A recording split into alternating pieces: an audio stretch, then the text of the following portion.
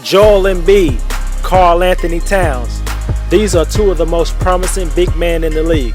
They each bring skill sets rarely seen in players their size. While many people said that the low post centers will be dead in the new age of the NBA due to the trend of teams needing three-point shooters, players like Towns and Embiid are challenging that narrative. In this video, I'll be discussing Towns versus Embiid and who I would take if I had to choose one.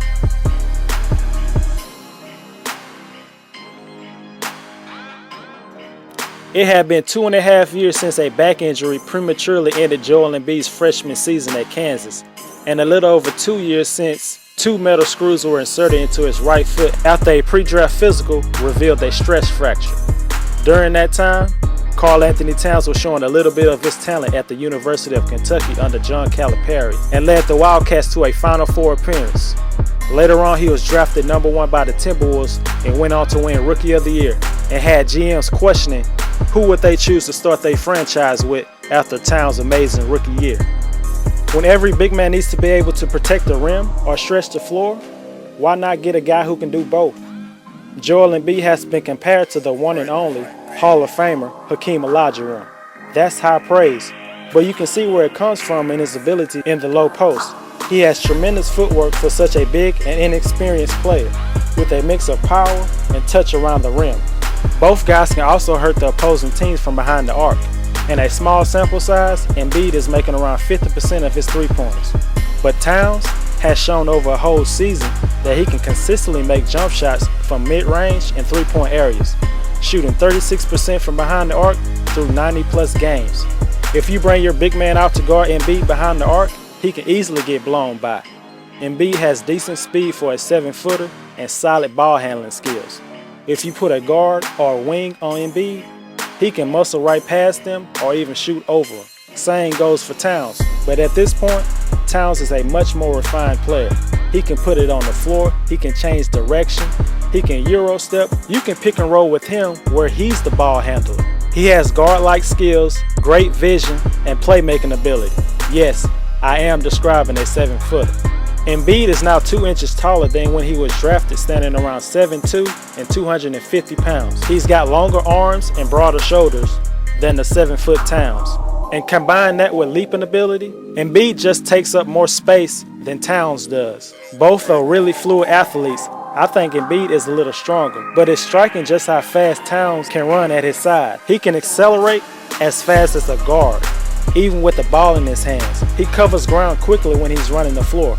When he's the trailer on a fast break, he looks like a force of nature coming down the lane. If I had to choose between the two, I would slightly give the edge to Joel Embiid. I believe Embiid is a more effective rim protector and interior defender going forward. Last season, players defended by Towns shot a full 4% worse on shots within 6 feet of the basket than they normally did. That's impressive. Embiid, meanwhile, has made players shoot an incredible 14% worse on shots within 6 feet of the basket than they normally did this season. Again, it's really a small sample size, but that's still incredible. Embiid is a much more disruptive shot blocker with 3.7 blocks per 36 minutes to 1.8 for Towns. They both possess exceptional agility and quickness to stifle pick and roll attacks and can switch on guards when needed.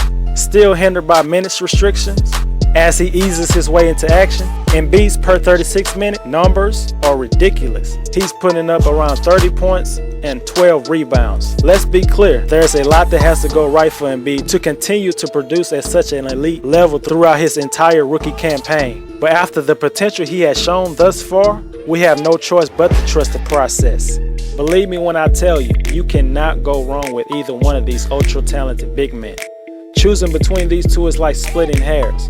If you have one of these franchise big men on your roster, you should be competing at a high level for a number of years to come. And who knows, if not for a 2-game difference in the 2014-15 NBA standings, Embiid and Towns could easily be teammates in Philadelphia. Nevertheless, these two young big men are part of a special group, along with Anthony Davis and Kristaps Porzingis, of 7-footers with no major areas of weakness in their game. Hopefully both of these guys can stay healthy enough for their careers to play out and have this discussion again. The big man is not dying. but the ones who cannot adjust to the new pace of the NBA might be.